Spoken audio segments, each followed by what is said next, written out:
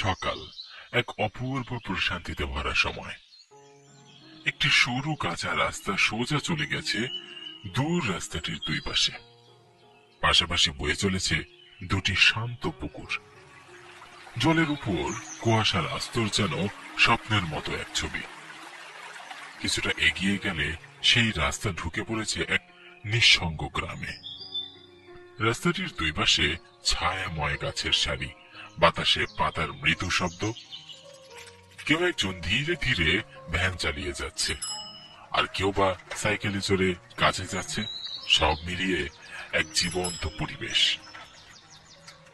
রাস্তার ঠিক ধারে একটুখানি ফাঁকা জায়গায় গড়ে উঠেছে ছোট্ট একটা চায়ের দোকান। সেই দোকানে বসে আছে তিন বন্ধু, রাকেশ, নগেন আর তুষার। চায়ের কাপ হাতে আলোচনায় মগ্ন তারা। গ্রামের সকাল যেন নিজের মতো করে গল্প শুরু করেছে। ঠিক তখনই দূর থেকে ভেসে এলো সাইকেলের কিরিং কিরিং শব্দ।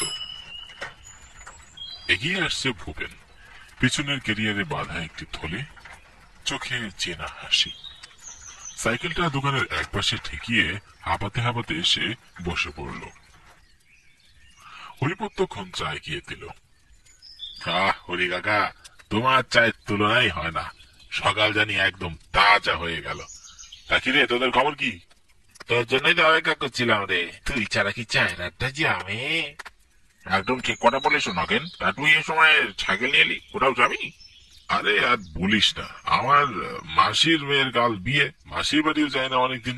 মায়ের সাথে জমি নিয়ে ঝামেলা হয়েছিল, কিন্তু দিদি আর চিঠি পাঠিয়েছে। এখন আর না গিয়ে পারি বল? তা আমাকে একটু বাজারে যেতে হবে, তাই সাইকেল নিয়ে বেরিয়ে পড়লাম। আর শোন, কাল সন্ধ্যায় তোরা তিনজন আমার সাথে যাবি, আগেই বলে দিচ্ছি কিন্তু। আরে তোর মাসির মেয়ের বিয়ে, সেখানে আমরা গিয়ে কি করবো বল? বাড়ি থেকে কেউ যাবে না রে, মায়ের অনেক রাগ, তাই তোদের নিয়ে যাব। কাল ঠিক সময় রেডি থাকবি, ঠিক আছে? কিছুক্ষণ আড্ডার পর ভূপেন উঠে দাঁড়ালো। চায়ের কাপটা খালি করে সাইকেলের হ্যান্ডেলে ঝুলিয়ে দিল থলেটা। ভূপেন সাইকেল নিয়ে চলে গেল গ্রামের পথ ধরে। সেই পথ পেরিয়ে পৌঁছে গেল বড় বাজারে। সারি সারি দোকান সেখানে। তার সোজা গন্তব্য বাজারের এক কোনায় থাকা সেই পুরনো মিষ্টির দোকানে। দোকানের নাম নীলকান্ত মিষ্টান্ন ভান্ডার। দোকানের সামনে দাঁড়িয়ে আছেন দোকানদার নীলকান্ত, মুখে সেই চেনা হাসি। ভূপেন সাইকেলটা ঠেলে দোকানের সামনে গিয়ে দাঁড়ালো। কি গো নীলকান্ত কাকা, কেমন আছো? তা ভালোই আছি ভগবানের কৃপায়। কি লাগবে সেটা বললো? হ্যাঁ গো কাকা, আমার 5 কেজি মিষ্টি লাগবে, ঠিক আগামীকাল সন্ধ্যায়। হ্যাঁ, তুমি বানিয়ে রেখো। বাবা ভূপেন, তুই বড় আশা করে এসেছিস, কিন্তু এত ঝামেলা হয়ে গেল বল দেখি। কেন কাকা, কি হলো? আমি আজ রাতে একটা দরকারি কাজে শোয়ারে যাচ্ছি। কাল আস্তে আস্তে সন্ধ্যা হয়ে যাবে। কাল আমার দোকান তো বন্ধ থাকবে রে বাবা।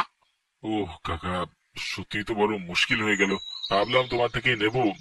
আচ্ছা কাকা, ঠিক আছে, আমি আসি। একটু চুপ করে দাঁড়িয়ে থাকলো, তারপর ধীরে ধীরে সাইকেলটা ঘোরালো। চেনা বাজারের কোলাহল পিছনে ফেলে হতাশ মনে সে আবার রওনা দিল। রোদ তখন একটু নরম। রাস্তার ধারে দাঁড়িয়ে থাকা গাছগুলো যেন চুপচাপ ভূপেনের মন খারাপটা বুঝে নিচ্ছে। পরের দিন সন্ধ্যা। আকাশের রংটা বদলে গিয়ে ধূসর কমলা ছোঁয়া পেয়েছে। গ্রামের কাঁচা রাস্তা ধরে এগিয়ে চলেছে একটি গরুর গাড়ি। গাড়ির উপর বসে আছে 4 বন্ধু, ভূপেন, রাকেশ, তুষার আর নগেন। সবার মুখেই মিশে আছে এক উৎসবের আনন্দ। গরুর গাড়িটা চলে যাচ্ছে। চারপাশে এই সন্ধ্যা যেন এক অলৌকিক শান্তির চাদরে মুড়ে দিচ্ছে পথটাকে। ভূপেন, বেশ ভালোই হলো রে, তোর সাথে গ্রামের রাস্তাটাও দেখা হলো। কি যে সুন্দর, ভালোই লাগছে। তা বলছি ভূপেন, আর কত দূর তোর মাসির বাড়ি? রাত তো বেশ হয়ে আসছে। আর বেশি দূরে নয়, আমরা রাত 11টার মধ্যে পৌঁছে যাবো। দিদির বিয়ে তো আজ রাতেই হবে। গরুর গাড়িটা ধীরে ধীরে চলতে চলতে একসময় হঠাৎ দাঁড়িয়ে পড়লো এক বিশাল বটগাছের সামনে।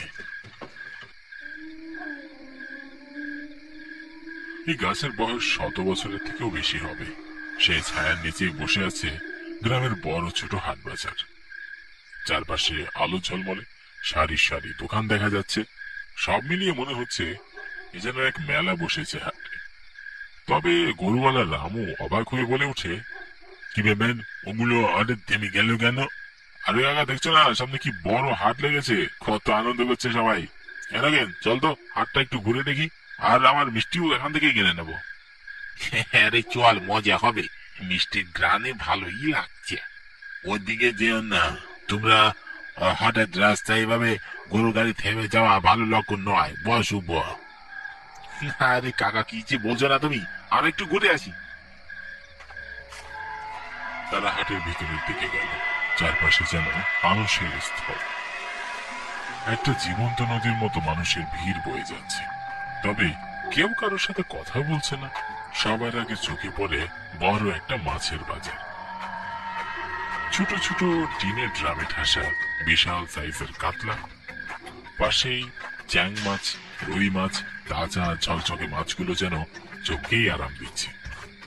এরপরেই পাশে সাজানো তরকারির দোকান, সেখানে টাটকা কচুরলতি, সবুজ পুঁই শাক, লাল শাক আর কচি ধান পাতার গ্রান বাতাসে এক অন্যরকম গ্রান তৈরি করেছে।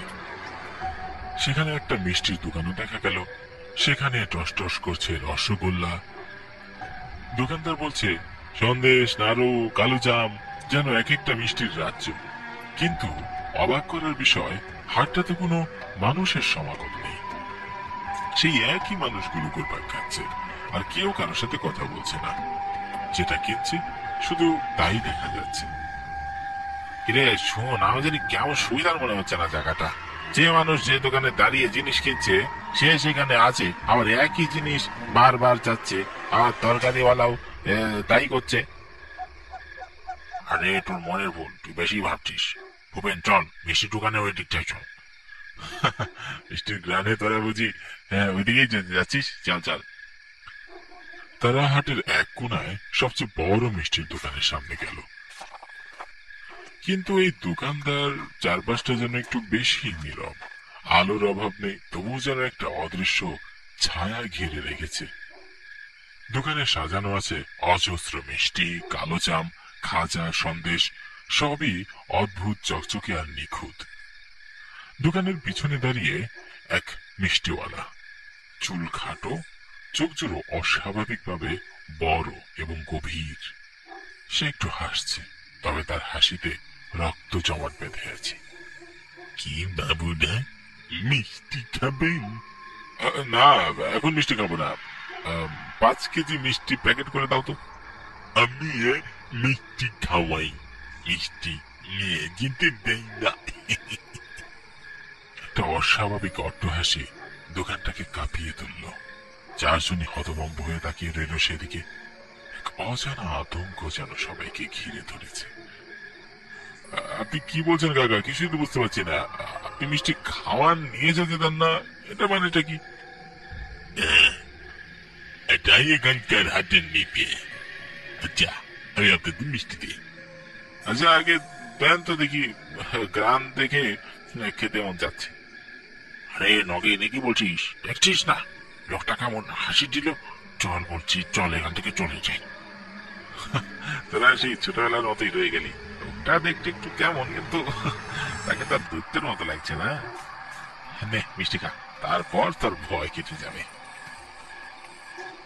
মিষ্টিওয়ালা হেসে একটা মাটির খোড়ায় তুলে দিল গরম গরম রসগোল্লা। রসে টলটল করছে। কেনেন বাবুদা, আমার হাতে বানানো, সারা জীবন মনে থাকবে। চার বন্ধু একে অপরের দিকে তাকাচ্ছে আর খাচ্ছে। তারপর রাস্তার পাশে ছোট্ট একটা বেঞ্চে গিয়ে বসে। হালকা ঠান্ডা হাওয়া, হাটের কোলাহল দূরে মিলিয়ে যাচ্ছে। সত্যি অসাধারণ মিষ্টি। আরেকটা আরাম আর একটা প্রশান্তি বুকের ভেতর ছড়িয়ে পড়ছে। আহ, মিষ্টির কি সুস্বাদু রে ভাই, কি বল নাগেন?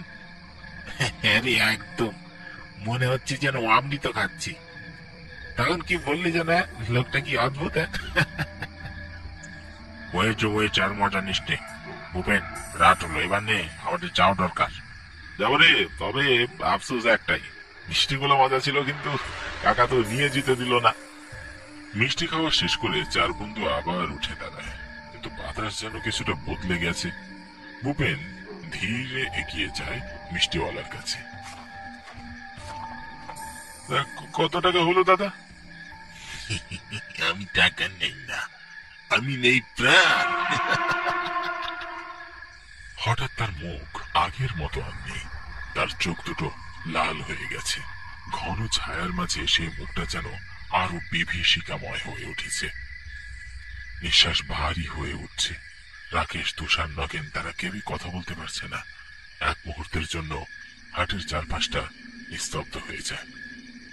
শুধু সেই পুরা মুখের সামনে দাঁড়িয়ে আছে চারজন জীবিত মানুষ, যাদের চোখে এবার সত্যিকারের ভয়। ভূপেন, পালা পালা এখান থেকে। তোরা কই পালাবি? তোদের রক্ত খাবো আমি। মিষ্টিওয়ালার মুখের কথাগুলো শোনা মাত্র এক মুহূর্ত আর দেরি না করে সবাই দৌড়াতে লাগলো।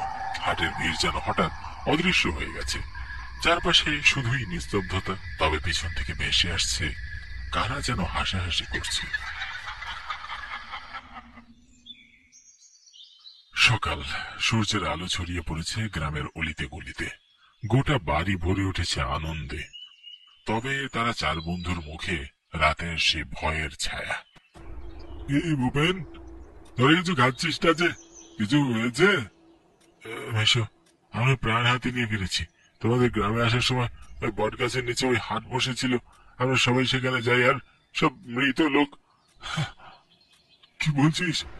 কাল ছিল অমাবস্যার রাত, তোরা প্রাণে বেঁচে আসিস তাহলে? মানে কি হয়েছে? আপনি ঘাবড়াচ্ছেন কেন? কি হয়েছে বলে বলুন না। সামনে বছর অমাবস্যার রাতে ওই হাটের শেষ রাত ছিল। সেখানে এক মিষ্টির দোকান থেকে সূচনা হয় আগুনে। পুরো বাজারের দোকান, সব মানুষ পুড়ে মারা যায়। কিন্তু এখন তোর কথা শুনে মনে হচ্ছে কাল আবার অমাবস্যার রাত ছিল।